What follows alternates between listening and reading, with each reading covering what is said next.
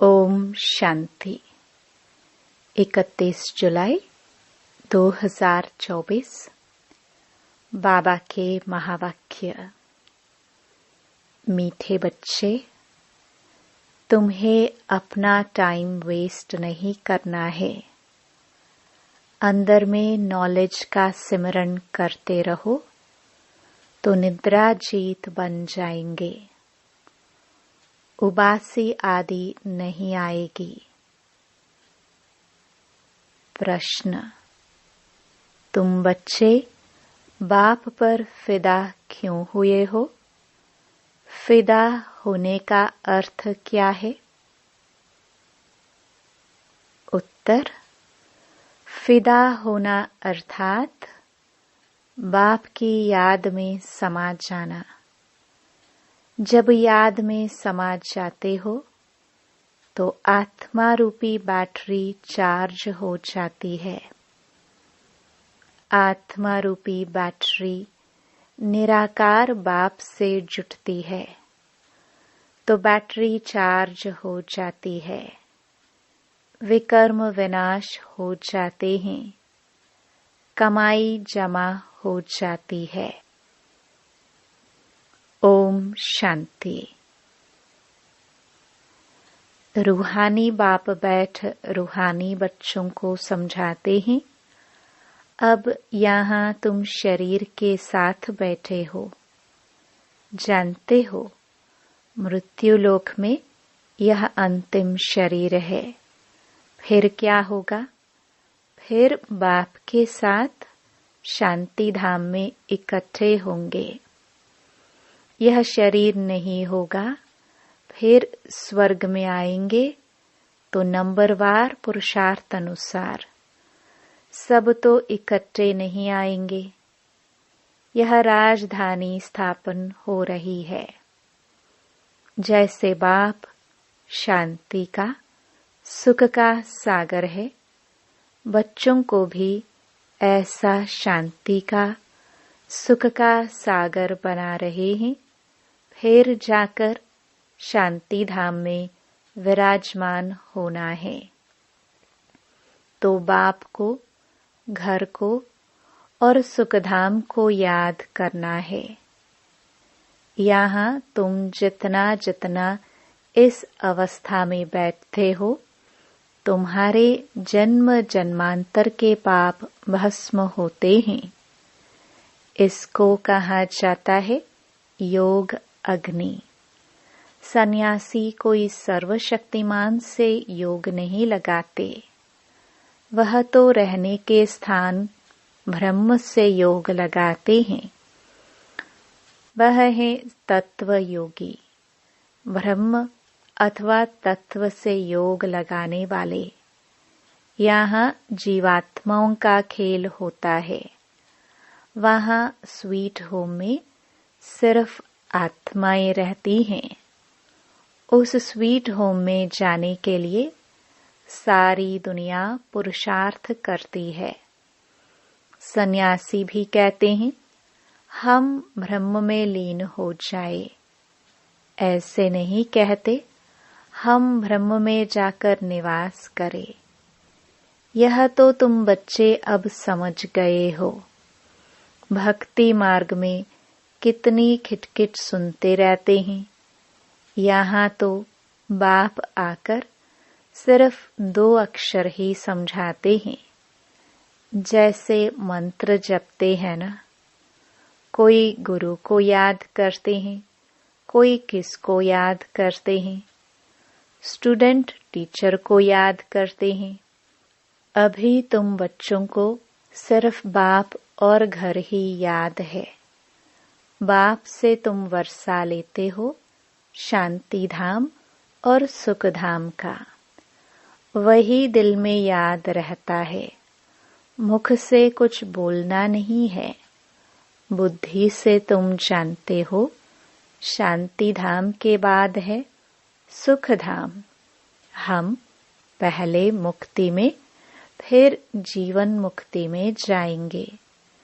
मुक्ति जीवन मुक्ति दाता एक ही बाप है। बाप बच्चों को बार बार समझाते हैं, टाइम वेस्ट नहीं करना चाहिए। जन्म जन्मांतर के पापों का बोझा सिर पर है। इस जन्म के पापों आदि की तो स्मृति रहती है। सत्युग में यह बातें होती नहीं। यहाँ बच्चे जानते हैं जन्म जन्मांतर के पापों का बोझा है। नंबर 1 है काम विकार का विकर्म, जो जन्म जन्मांतर करते आए हो और बाप की निंदा भी बहुत की है। बाप जो सर्व को सद्गति देते, उनकी कितनी निंदा की है, यह सब ध्यान में रखना है। अब जितना हो सके बाप को याद करने का पुरुषार्थ करना है। वास्तव में वहाँ सतगुरु कहा जाता है, गुरु भी नहीं। वाह गुरु का कोई अर्थ नहीं, वाह सतगुरु। मुक्ति जीवन मुक्ति वही देते हैं ना। वह गुरु तो अनेक हैं, यह है एक सतगुरु। तुम लोगों ने गुरु तो बहुत किए हैं, हर जन्म में 2-4 गुरु करते हैं। गुरु करके फिर और स्थान पर जाते हैं। शायद यहाँ से अच्छा रास्ता मिल जाए। ट्रायल करते रहते हैं और गुरुओं से, परंतु मिलता कुछ भी नहीं। अभी तुम बच्चे जानते हो, यहाँ तो रहना नहीं है, सबको जाना है शांति धाम। बाप तुम्हारे निमंत्रण पर आए हैं, तुमको याद दिलाते हैं। तुमने हमको कहा है कि आओ, हमको पतित से पावन बनाओ। पावन शांति धाम भी है, सुख धाम भी है। बुलाते हैं हमको घर ले जाओ। घर सबको याद है। आत्मा फट से कहेगी हमारा निवास स्थान परम धाम है। परमपिता परमात्मा भी परम धाम में रहते हैं, हम भी परम धाम में रहते हैं। अब बाप ने समझाया है, तुम पर बृहस्पति की दशा बैठी हुई है। यह है बेहद की बात। बेहद की दशा सब पर बैठी है। चक्र फिरता रहता है। हम ही सुख से दुख में, फिर दुख से सुख में आते हैं। शांति धाम, सुख धाम, फिर यह दुख धाम। यह भी अब तुम बच्चे समझते हो। मनुष्यों की तो बुद्धि में नहीं बैठता। अभी बाप जीते जी मरना सिखला रहे हैं। परवाने क्षमा पर फिदा हो जाते हैं। कोई उस पर आशिक हो जल जाते हैं, फिदा हो जाते हैं। कोई फिर फेरी पहन चले जाते हैं। यह भी बैटरी है ना। सबका बुद्धि योग उस एक से है। निराकार बाप से जैसे बैटरी लगी हुई है। इस आत्मा के तो बहुत नजदीक है, तो बहुत सहज होता है। बाप को याद करने से तुम्हारी बैटरी चार्ज होती जाती है। तुम बच्चों को थोड़ी मुश्किलात होती है, इनको सहज है, फिर भी इनको पुरुषार्थ तो करना पड़ता है। जितना तुम बच्चों को करना पड़ता है, यह जितना नजदीक है उतना फिर बोझा है बहुत। गायन भी है जिनके माथे मामला। इनके ऊपर तो बहुत मामले हैं ना। बाप तो है ही संपूर्ण, इनको संपूर्ण बनना है। इनको सबकी देखरेख बहुत करनी पड़ती है। भल दोनों इकट्ठे हैं तो भी ख्याल तो होता है ना। बच्चियों पर कितनी मार पड़ती है तो जैसे कि दुख होता है। कर्मातीत अवस्था तो पिछाड़ी में होगी, तब तक ख्याल होता है। बच्चियों की चिट्ठी नहीं आती है तो भी ख्याल होता है। बीमार तो नहीं है। सर्विस का समाचार आने से बाप जरूर उनको याद करेंगे। बाबा इस तन से सर्विस करते हैं, अभी मुरली थोड़ी चलती है। यूं तो भल 2-4 रोज मुरली ना भी आए, तुम्हारे पास पॉइंट्स रहती है। तुमको भी अपनी डायरी देखनी चाहिए। बैज पर भी तुम अच्छा समझा सकते हो। जब आदि सनातन देवी देवता धर्म था तो और कोई धर्म नहीं था। झाड़ भी जरूर साथ में होना चाहिए। वैरायटी धर्मों का राज समझाना होता है। पहले पहले एक अद्वैत धर्म था। विश्व में शांति, सुख, पवित्रता थी। बाप से ही वर्षा मिलता है, क्योंकि बाप शांति का सागर, सुख का सागर है ना। आगे तुम भी कुछ नहीं जानते थे। अब जैसे बाप की बुद्धि में यह सब है, ऐसे तुम भी बनते हो। सुख का, शांति का सागर तुम भी बनते हो। अपना पोता मेल देखना है, किस बात में कमी है। मैं बरोबर प्रेम का सागर हूँ। कोई ऐसी चलन तो नहीं है जिससे कोई नाराज होता हो। अपने ऊपर नजर रखनी है। ऐसे नहीं समझना है कि बाबा आशीर्वाद करेंगे तो तुम यह बन जाएंगे।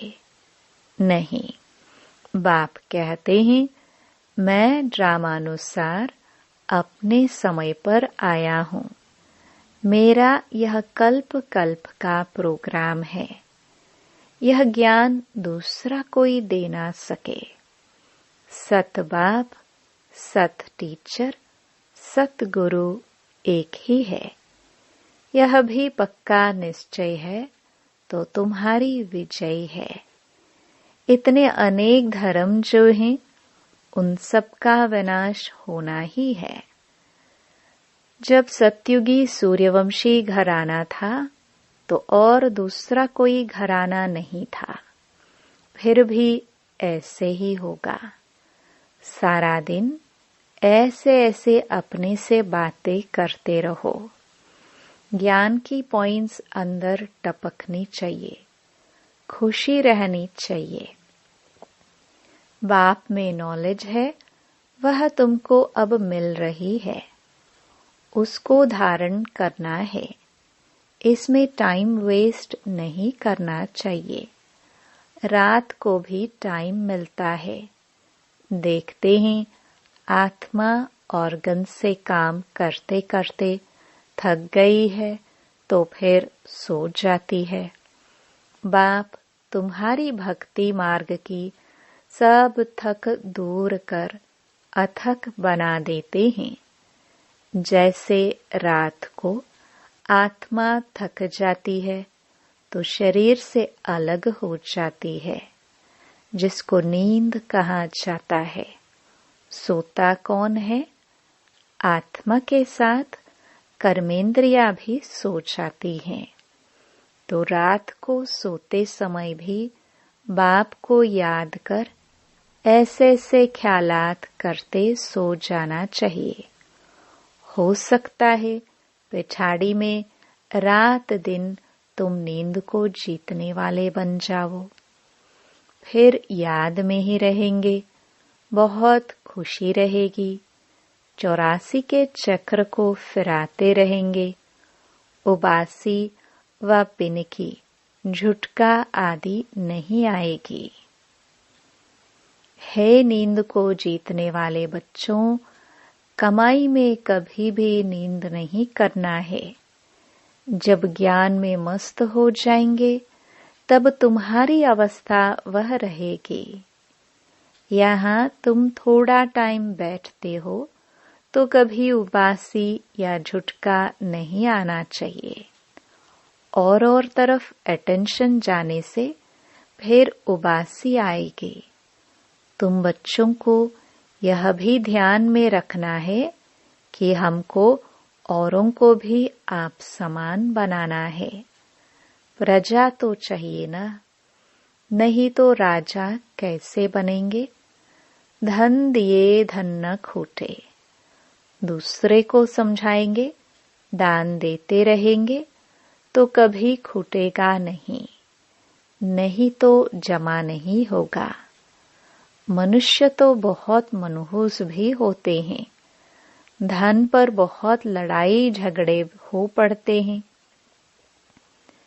यहाँ बाप कहते हैं, तुमको हम यह अविनाशी धन देता हूँ तो तुम फिर औरों को देते रहो। इसमें मनहूस नहीं बनना है। दान नहीं देते हैं तो गोया है नहीं। यह कमाई ऐसी है, इसमें लड़ाई आदि की बात नहीं। इसको कहा जाता है गुप्त। तुम हो इनकॉग्निटो वॉरियर्स। 5 विकारों के साथ तुम लड़ते हो। तुमको अननोन वॉरियर्स कहा जाता है। प्यादों का लश्कर बहुत होता है। यहाँ भी ऐसे हैं। प्रजा बहुत है, बाकी कैप्टन मेजर आदि सब हैं। तुम सेना हो, उसमें भी नंबरवार हैं। बाबा समझेंगे यह कमांडर है, यह मेजर है। महारथी घोड़े सवार है ना। यह तो बाप जानते हैं। 3 प्रकार के समझाने वाले हैं। तुम व्यापार करते हो अविनाशी ज्ञान रत्नों का। जैसे वह भी व्यापार सिखलाते हैं। गुरु चला जाता है तो उसके पिछाड़ी चेले चलाते हैं ना। वह है स्थूल, यह फिर है सूक्ष्म। अनेक प्रकार के धर्म हैं। हर एक की अपनी अपनी मत है। तुम भी जाकर उन्हों को सुन सकते हो। वह लोग क्या सिखलाते हैं, क्या क्या सुनाते हैं। बाप तो तुम्हें 84 के चक्र की कहानी समझाते हैं। तुम बच्चों को ही बाप आकर वर्षा देते हैं। यह ड्रामा में नोंद है। अभी कलयुग अंत तक यह आत्माएं आती रहती हैं, वृद्धि को पाती रहती हैं। जब तक बाप यहाँ है, संख्या बढ़ती ही जाती है। फिर इतने सब रहेंगे कहाँ, खाएंगे कहाँ, सब हिसाब रखना पड़ता है ना। वहाँ तो इतने मनुष्य होते नहीं, खाने वाले ही थोड़े। सबकी अपनी खेती रहती है। अनाज रखकर क्या करेंगे। वहाँ बरसात आदि के लिए यज्ञ आदि नहीं करने पड़ते हैं, जैसे यहाँ करते हैं। अभी बाप ने यज्ञ रचा है। सारी पुरानी सृष्टि यज्ञ में स्वाहा होनी है। यह है बेहद का यज्ञ। वह लोग हद के यज्ञ रचते हैं बरसात के लिए। बरसात पड़ी तो खुशी हो गई, यज्ञ की सफलता हुई। नहीं होने से अनाज नहीं होगा, अकाल पड़ जाता। भल यज्ञ आदि रचते हैं, परंतु बारिश को नहीं पड़ना है तो क्या कर सकते हैं। आफतें तो सब आनी है। मुसलधार बरसात, अर्थक्वेक, यह सब होना है। ड्रामा के चक्र को तो तुम बच्चों ने समझा है। यह चक्र भी बहुत बड़ा होना चाहिए। एडवर्टाइज बड़े बड़े स्थानों में लगी हुई होगी तो बड़े बड़े लोग पढ़ेंगे, समझ जाएंगे कि अब बरोबर पुरुषोत्तम संगम युग है। कलयुग में बहुत मनुष्य हैं, सतयुग में थोड़े मनुष्य होते हैं, तो बाकी सब इतने जरूर खत्म हो जाएंगे। शिव जयंती माना ही स्वर्ग जयंती, लक्ष्मी नारायण जयंती। बात तो बड़ी सहज है। शिव जयंती मनाई जाती है। वह है बेहद का बाप, उसने ही स्वर्ग की स्थापना की थी। कल की बात है, तुम स्वर्गवासी थे। यह तो बहुत सहज बात है। बच्चों को अच्छी रीति समझकर और समझाना है। खुशी में भी रहना है। अभी हम सदैव के लिए बीमारियों से छूटकर 100% हेल्दी वेल्दी बनते हैं। बाकी थोड़ा समय है। भल कितने भी दुख मौत आदि होंगे, तुम उस समय बहुत खुशी में होंगे। तुम जानते हो मौत तो होना ही है। कल्प कल्प का यह खेल है। फिक्रात कोई नहीं होती। जो पक्के हैं वह कभी हाय हाय नहीं करेंगे। मनुष्य कोई का ऑपरेशन आदि देखते हैं तो चक्कर आ जाता है। अभी तो कितना बड़ा मौत होगा। तुम बच्चे समझते हो यह सब तो होना ही है। गायन भी है, मिरुआ मौत मलु का शिकार। इस पुरानी दुनिया में तो बहुत दुख उठाया है। अब नई दुनिया में जाना है। अच्छा, मीठे मीठे सिखिलदे बच्चों प्रति मात पिता बाप दादा का याद प्यार और गुड मॉर्निंग। रूहानी बाप की रूहानी बच्चों को नमस्ते। धारणा के लिए मुख्य सार। पहला, बाप से अविनाशी ज्ञान धन लेकर दूसरों को दान करना है। ज्ञान दान करने में मनहूस नहीं बनना है। ज्ञान की पॉइंट्स अंदर टपकती रहे। राजा बनने के लिए प्रजा जरूर बनानी है। दूसरा, अपना पोता मेल देखना है। मैं बाप समान प्रेम का सागर बना हूँ। कभी किसी को नाराज तो नहीं करता हूँ। अपनी चलन पर पूरी नजर है। वरदान, ज्ञान के साथ गुणों को इमर्ज कर सर्वगुण संपन्न बनने वाले गुणमूर्त भव। हर एक में ज्ञान बहुत है, लेकिन अब आवश्यकता है गुणों को इमर्ज करने की। इसलिए विशेष कर्म द्वारा गुण दाता बनो। संकल्प करो कि मुझे सदा गुणमूर्त बन सबको गुणमूर्त बनाने के कर्तव्य में तत्पर रहना है। इससे व्यर्थ देखने, सुनने व करने की फुर्सत नहीं मिलेगी। इसी विधि से स्वयं की व सर्व की कमजोरियां सहज समाप्त हो जाएंगी।